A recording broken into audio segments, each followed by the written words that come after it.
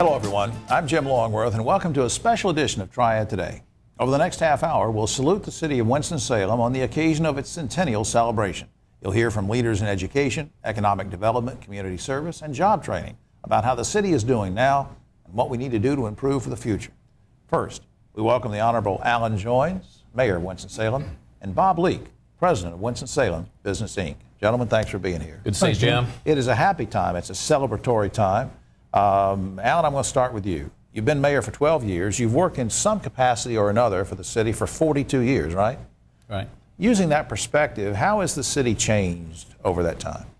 We've had to reinvent ourselves. There's no question about that. I used the saying, the closer one gets to the guillotine, the more focused they become. And we certainly had to get focused because we're seeing that traditional manufacturing base either go offshore or become a mature industry. So we had to find out a way to keep ourselves healthy and growing and position ourselves for the future. And we've done that by making ourselves a knowledge-based economy. Right. Bob, before we get to some other questions, just for folks that might have missed the segment that we've done in the past, what's the mission of Winston-Salem Business Inc? Give us a thumbnail on that. Well, our mission's fairly simple to say and hard to do, and that is to recruit new businesses to Winston-Salem and Forsyth County.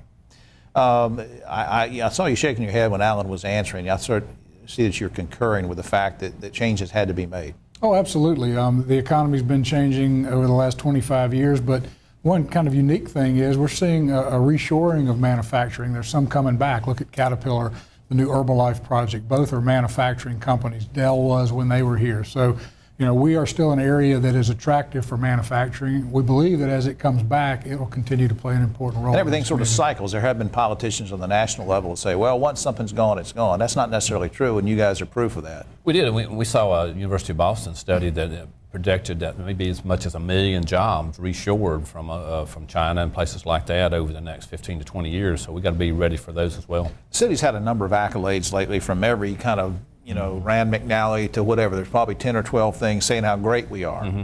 But before we pat ourselves in the back, I'm just wondering, what does make this such a good city? What makes Winston-Salem such a good place for all sorts of people to live and work, Bob? Well, it's a combination of things. It's the quality of life, it's the location, it's the education opportunities, it's the extracurriculars, and I think it's the attitude. I think when you go down the streets of this city and you talk to people, they like it here. In fact, they love it here, and you see that as you bring new people into town. And you know, Alan, we're attracting young people, we're attracting retirees, we're attracting people who like sports, who like the arts. How are you pulling this off? I mean, because we're not a one-trick pony. I like the way you said that. We're not a one-trick pony. We've got a comprehensive approach to creating a community that can be viable for the future. And we're really trying to create a culture of innovation and rapid change, and that's going to be the successful cities of the future. Bob, this might seem kind of redundant. You've already answered part of it, but are we attracting the kinds of industries going forward as we start the next 100 years that are really going to have a positive impact on the city's economy, or has it been sort of defensive? You know, we've had to put things together piecemeal to, you know, work in emergency mode sometimes. Do we have a long-range plan to say this is going to work good? We do, and we have had companies that have moved here that have been kind of a defensive strategy, but the reality is we all look at cluster-based development and economic development. We have clusters that we think are going to be important, such as advanced manufacturing and data centers and logistics and distribution and things of that type. And so our focus is reaching companies in those industry clusters and trying to get them to take a hard look at Winston-Salem. I want both of you to do about a half minute or so on this last big question, and that is this. Looking as we begin the next 100 years, what are some things that we need to change or improve on? Change or improve on? Mayor.